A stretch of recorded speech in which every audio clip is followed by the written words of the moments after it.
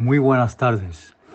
Hoy vamos a ahondar en el perfil de Martín Morúa Delgado, figura clave y controvertida en la historia de Cuba. Y lo haremos mediante el prisma del destacado escritor y cineasta cubano Ignacio Granados, cuyo empeño es rescatar a Morúa para devolverle su merecida relevancia histórica y lograr una nueva comprensión vindicativa de Cuba y del rol notable de la cultura negra. El corto fílmico de Granados que vamos a ver será seguido por un diálogo con el público, moderado por el distinguido ensayista y filósofo cubano Enrique Patterson. Les invitamos a que se conecten a Zoom mediante el enlace que aparece en pantalla tras la proyección. Y ahora con ustedes, el enigma Morúa Delgado, Vindicación de Cuba.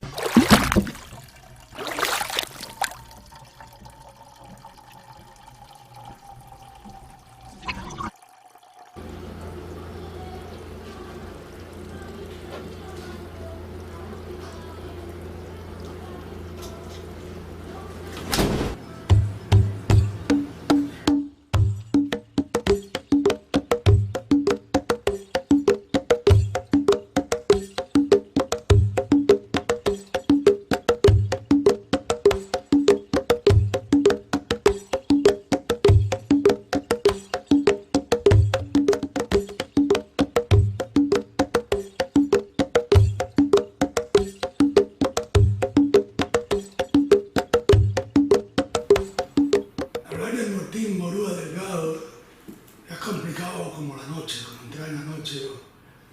No. Es como hacer el día, porque la historia es siempre una interpretación de la realidad, es atribuirle un sentido a la realidad y la realidad por lo tanto excede la historia con su sentido propio. Y entonces hablar de Morúa es como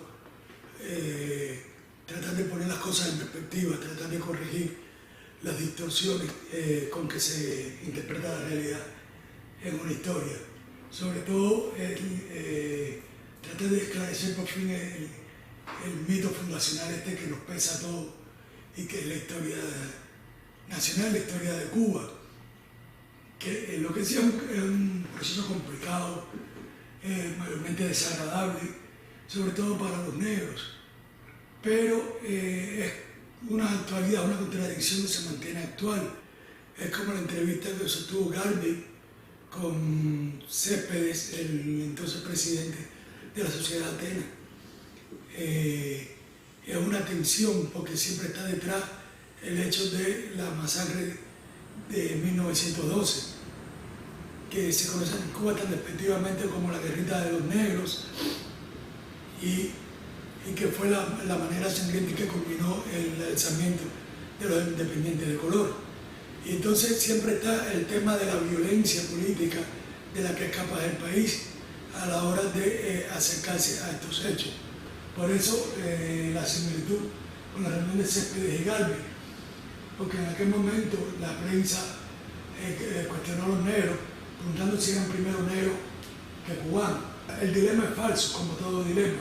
Son condiciones que no se contraponen, no son contradictorios, son fenómenos superpuestos que conforman la realidad, ser cubano de una forma específica, no en abstracto. Y entonces ser cubano es ser cubano negro, ser cubano varón, ser cubano mujer, ser cubano blanco, ser cubano mulato.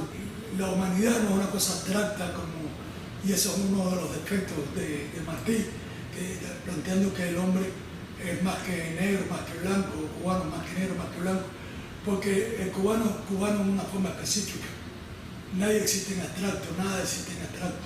Las cosas existen en la realidad y en la realidad son puntuales y concretas. Ese es otro de los graves errores de la perspectiva histórica, basada precisamente en el materialismo histórico, que es una forma de trascendentalismo. Y es pensar que el problema de la interseccionalidad,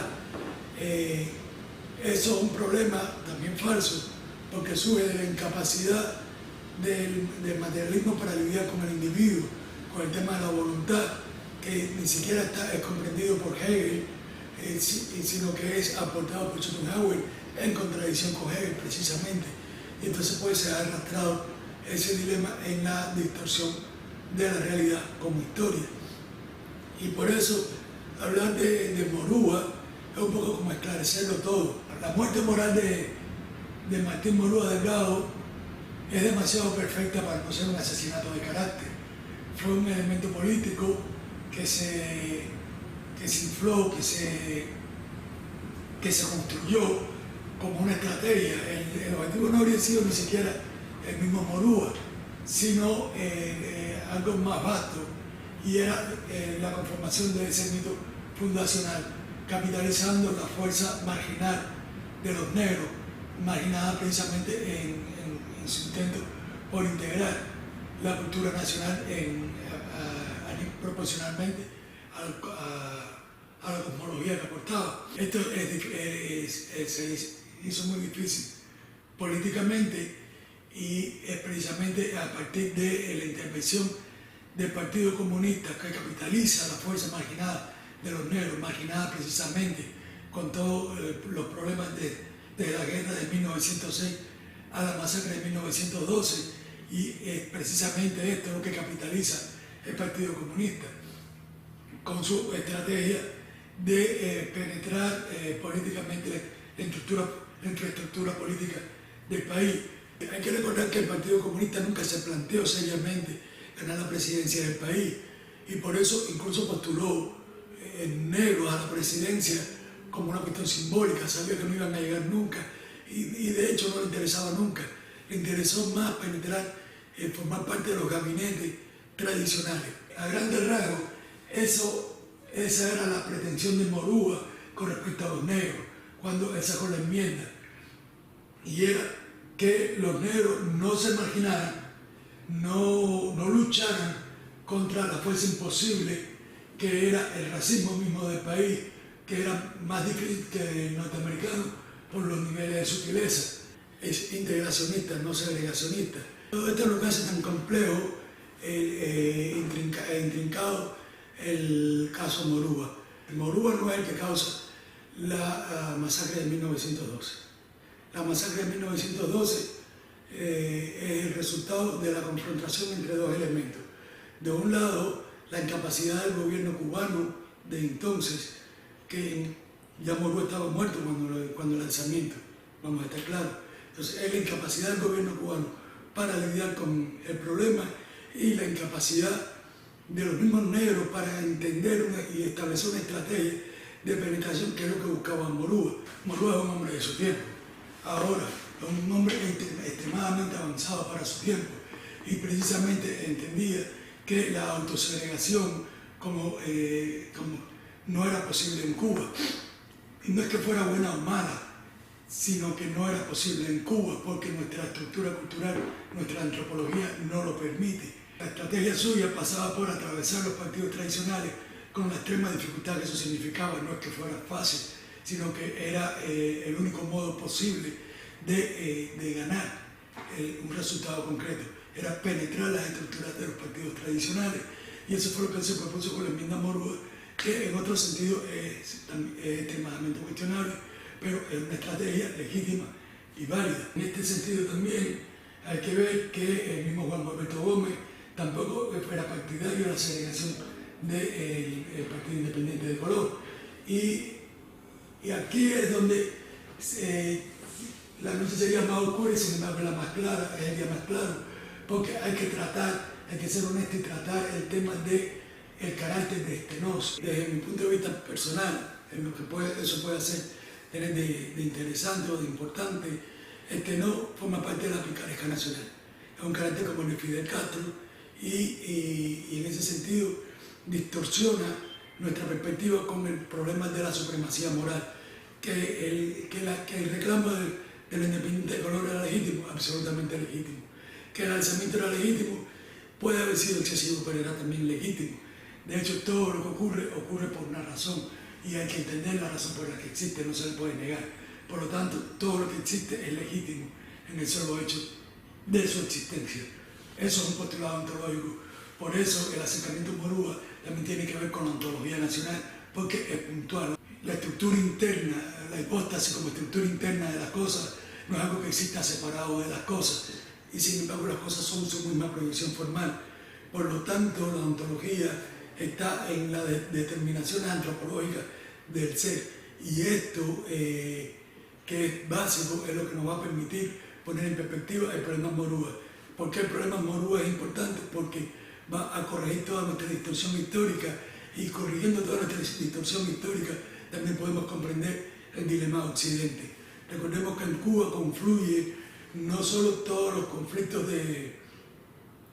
del área, sino además el momento crucial que está viviendo Occidente. Viene de la independencia de Haití, la independencia latinoamericana, el conflicto de la autonomía como posibilidad para Cuba, el independentismo como voluntad de independencia que no es moral, es pragmática y solo que está mal decidida. El independentismo cubano, recordemos que no es puro, es problemático, proviene del anexionismo. Se estaba rehuyendo el monopolio comercial de España sobre la economía de la parte oriental del país. La occidental estaba hiperdesarrollada por la economía de plantación introducida por la ocupación inglesa, y en la oriental, la pujanza de la economía oriental, que venía además de manos de los franceses emigrados de Haití, estaba trabada por el monopolio de España. Por eso los hacendados orientales buscaban la anexión, que no era a los Estados Unidos, sino a la Confederación de Estados del Sur. Y cuando se pierde la guerra civil, entonces que le viene el problema del independentismo. A partir de ahí es que Morúa centra, antropológicamente hablando, el dilema nacional. Y yo diría que incluso desplaza el de Martí. Todo eso está sujeto a discusión, pero en la realidad nunca es algo establecido, es algo que se comprende paulatinamente. Y en ese sentido, Morúa fue definitivamente víctima de la difamación. ¿Mataron a mi hijo?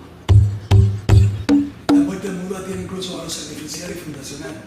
De ello va a partir, o de ello está partiendo, el desarrollo del nuevo pensamiento negro cubano, que sí es redentor y sí se va a revertir sobre el Caribe, Estados Unidos y sobre el resto del mundo, pero no manipulado políticamente, sino en su propia libertad, a partir del margen.